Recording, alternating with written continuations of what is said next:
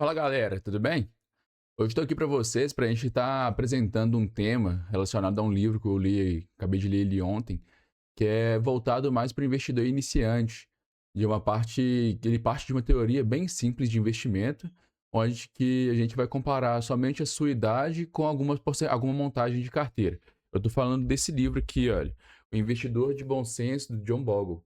É um livro bem recente, tá? Ele foi lançado aí no ano de 2017, mas ele foi lançado, né, há um tempo atrás, só que ele foi reescrito agora, reformulado para o ano nosso, pro próximo aí de 2017. E ele parte pelo seguinte: a gente não deve buscar bater o mercado de ações, nem o mercado brasileiro, nem o mercado americano.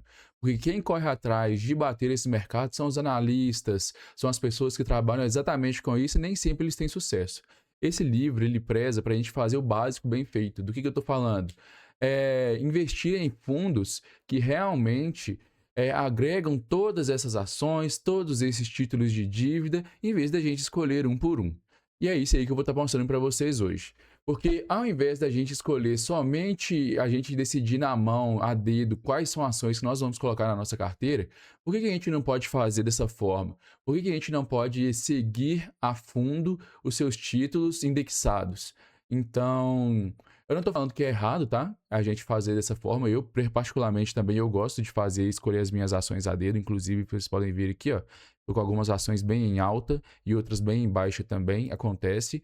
Mas esses fundos também é mais voltado para quem está iniciando, para quem quer ter uma renda, uma fonte de renda mais segura pensando a longo prazo, ok?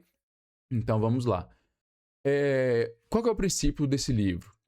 É montar uma carteira dividida em 2 a 3 ativos no máximo, que é voltado para a sua idade. Quanto mais jovem você for, mais tolerante ao risco você é. Mas isso não quer dizer que é um risco extremo. Isso quer dizer que a gente vai estar mais exposto ao tipo de risco das ações, por exemplo, que é do mercado de renda variável, do que alguém que já está próximo à aposentadoria. E como que a gente vai fazer isso? Como que a gente pode diversificar essas ações? Ele usa da tática da gente manter a carteira ou em 60% ETFs e títulos de ações, em fundos de ações, e 40% em títulos de dívida, que seria aí dos bancos, do governo, é aquela parte que a gente já tem ciência de como é que funciona. Então, isso voltado para uma pessoa mais jovem. E ele deixa também bem claro que a gente nunca deve extrapolar. O máximo que a gente pode manter de ações é sempre 75% e o mínimo que a gente pode investir na contraparte, que seria de título de dívida, é 25%. Uma frase que ele falou no livro que eu gosto bastante é que você pode colocar os títulos de dívida de acordo com a sua idade. Se você tem 30 anos, então coloca 30% de títulos de dívida. Se você tem 40 anos, 40% de títulos de dívida, que é o mais seguro, que vai te dar uma rentabilidade, talvez não tão grande quanto as ações, mas sim é uma rentabilidade bacana. Então, eu gostei bastante dessa parte, teoricamente, que é para falar, de acordo com a sua idade, você vai ter que ir ajustando a sua carteira durante o tempo, para você ter aquela liquidez e aquela segurança que lá no seu foco, mais perto do seu foco, você já vai estar com o dinheiro ali pronto para ser consumido, certo? Então, vamos lá. Eu separei aqui alguns títulos de dívida que eu conheço, começando aqui pelo GPCA 11. É um fundo aí novo da Grão, mas o que é interessante também? Não só escolher bons títulos, mas também tem que escolher títulos que cobram pouco. Porque além de pagar barato nos títulos e títulos que rendem bem, a gente tem que verificar quanto que está a taxa desse título, qual que é a taxa de administração, qual que é a taxa de custódia, e a gente tentar pagar o menos possível por um título de qualidade, que isso a longo prazo vai fazer uma diferença enorme. Aqui a gente tem o GPCA+, que ele tá. A cota de fechamento do dia anterior dele foi de 25,14. O yield equivale ao IPCA mais 9%, ou seja, a inflação mais 9,29%. E a duration aqui é aproximadamente de 2 anos. Aqui a gente tem alguns outros também, que é o juros 11, que esse juro 11 ele é voltado à infraestrutura, ele é isento de imposto de renda, também é atrelado à inflação, mas pode ser que tenha uma duration maior. Aqui a gente tem a taxa de sensibilidade, as distribuições por cotas e algumas outras coisas também. E também tem o CPTI 11, onde a gente tem aqui a taxa de sensibilidade de acordo com os valores, a gente vai explicar, Quanto mais barato você estiver pagando no fundo, quer dizer que mais descontado ele está e maior vai ser o seu retorno. E quanto mais caro, menor vai ser o seu retorno, certo? Vamos conferir aqui então o GPCA, quanto que ele está valendo hoje. Vamos pesquisar aqui no Investidor 10. GPCA 11. Nesse momento ele está cotado a R$ 25,21. Então a gente não tem 21 a 25, né? Ele está um pouquinho mais alto do que ontem aí.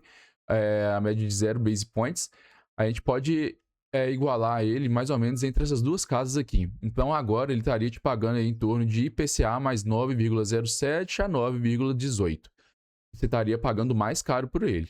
Então a duration dele é de 2 anos. E qual que é a vantagem de investir num ETF de renda fixa em vez de investir na renda fixa direto? Porque a renda fixa ela tem o que a gente chama de taxa regressiva de imposto de renda. A cada 6 meses, até 6 meses vai te cobrar 22,5%. De 6 meses a 1 ano vai te cobrar 20% e assim vai. E só depois de 2 anos que você estaria pagando a taxa mínima de 15%. A vantagem do ETF é que ele sempre vai te pagar, sempre que você precisar resgatar esse dinheiro, ele vai te cobrar somente 15% do imposto de renda. Não são todos os ETFs que fazem dessa forma, mas esses que eu estou apresentando aqui é dessa forma que ele é feito, tá bom? O juro 11, como ele tem benefício fiscal, ele é de infraestrutura. E a infraestrutura no nosso país e a parte as imobiliárias também tem isenção de imposto de renda. Então, essa parte a gente pode ficar despreocupado. A cota patrimonial dele é de R$ 99,00 e ontem no fechamento, vamos ver quanto que ele está sendo cotado. Juro 11. Juro 11.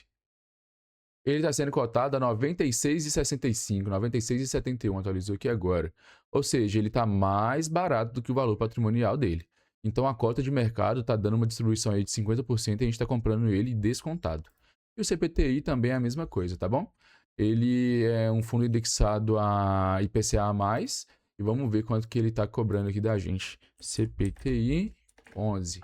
Ele fechou a 85,16, 85,48. Aqui a gente pode mover essa tabelinha para a gente ver quanto que vai estar próximo ali, ó, 85,45. Então, a nossa tabela de sensibilidade, ela está um pouquinho acima, tá vendo? Do que o fechamento de ontem. Ele vai estar pagando para a gente aí o IPCA mais 11,58%, mas aqui a gente tem também a cobrança do imposto de renda. Então, pessoal, voltando ao assunto lá, igual a gente estava falando anteriormente, a carteira ela é bem simples, ela é voltada para, no máximo, 3 classes de ativos, que quais são? Os fundos de ações brasileiras, fundos de ações internacionais e fundos de títulos de dívida. Os de títulos de dívida a gente já passou, né, que são esses 3 aqui.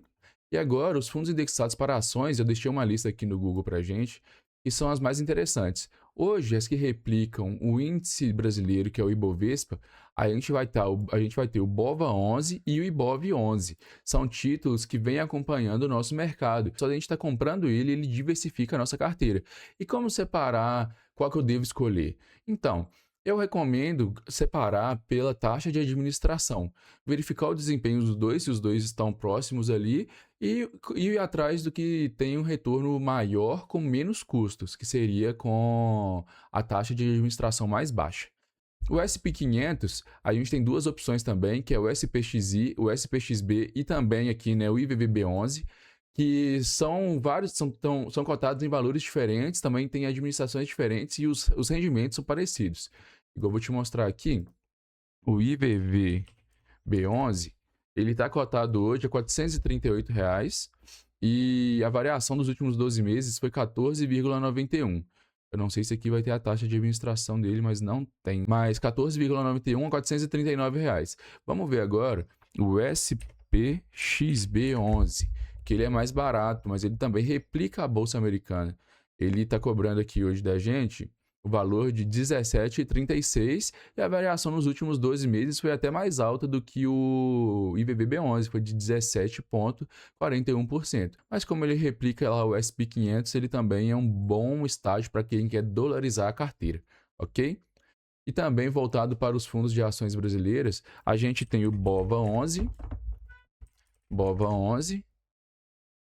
que replica as ações brasileiras, as maiores ações brasileiras. A gente tem aqui o BOV11, que também cresceu 23%, mas ele acaba sendo cotado praticamente no mesmo valor. A diferenciação que a gente conseguiria aqui.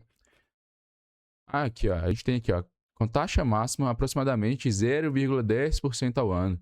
Então aqui a gente está conseguindo fazer a comparação entre os dois. Muito bacana. Então, qual que é o princípio daquele livro? O que ele passa para a gente? É investir simples no que funciona, pagando baixas taxas. Ele repassa para a gente que o interessante de um jovem que quer construir a renda seria interessante ter 40% em fundos de ações brasileiras, 20% em fundos de ações internacionais ou americanas para dar uma dolarizada na carteira e 40% em fundos de títulos de dívida, que seria muito bacana para a gente também, para a gente estar diversificando e é só aportar e esquecer, que com o tempo você vai ver o crescimento gradual da sua carteira. E isso a gente vai reformulando até quem está mais velho. A gente pode fazer a alteração, né, de 75 para 25, como eu disse antes, e à medida que o tempo for passando e você chegar perto do seu objetivo, você vai fazer o contrário. Você vai começar a deixar a sua carteira 60% de título de dívida, 70%, 75% de título de dívida, que é que ele é muito mais seguro que o mercado de ações. O título de dívida, você vai estar emprestando o seu dinheiro para o governo e ele vai estar te devolvendo com juros. As ações, você vai estar dando seu dinheiro para uma empresa apostando no crescimento dela. Então pode ser que ele cresça, pode ser que ele não consiga ter crescimento, pode ser que alguma notícia faça o fundo cair, você vai ter uma desvalorização na carteira, mas isso a longo prazo, para quem é jovem, para quem tem tempo para isso, o retorno lá na frente pode ser muito maior. Mas para quem já está mais voltado na aposentadoria, já está no finalzinho ali da sua vida ativa no mercado de trabalho, está chegando próximo ao tempo do seu descanso, já é interessante fazer o contrário. Vamos apostar mais nos títulos de dívida do governo, porque o retorno é mais garantido, é mais seguro, a liquidez é mais alta. E também a gente pode deixar a pimentinha na nossa carteira de ações, que seria ali abaixo de 40% até 25%. Que ainda assim vai te dar uma rentabilidade, mas ao longo do patrimônio que você investiu durante toda a sua vida, esses 25% já vai ser uma quantia um pouco menor. Então a sua renda fixa, o seu título de renda fixa vai estar já consolidado. E a sua pimentinha na carteira vai ser as ações, que também você vai ter liquidez, mas vai continuar trazendo para você um retorno um pouco acima do esperado. E você vai ter mais estômago, vai estar mais preparado para isso. Entendeu? Então, esse é um princípio que eu queria mostrar para vocês hoje. Eu espero que tenha ficado bem claro. Vocês me desculpem aí se eu não consegui repassar muito bem para vocês essas informações. Mas eu acredito que para o investidor iniciante, só recapitulando, fazendo um resumo, é bem bacana a gente fazer o seguinte: comprar bons títulos a baixos custos e pensar a longo prazo. E à medida que o tempo for passando, vai rebalanceando a carteira de acordo com a sua necessidade, ok? Então é isso, pessoal. Espero que vocês tenham gostado. Se precisar de alguma coisa, podem contar comigo. Deixe aqui no comentário. Pode me mandar mensagem no Instagram, que eu estou sempre à disposição. Um abraço e até mais. Tchau, tchau.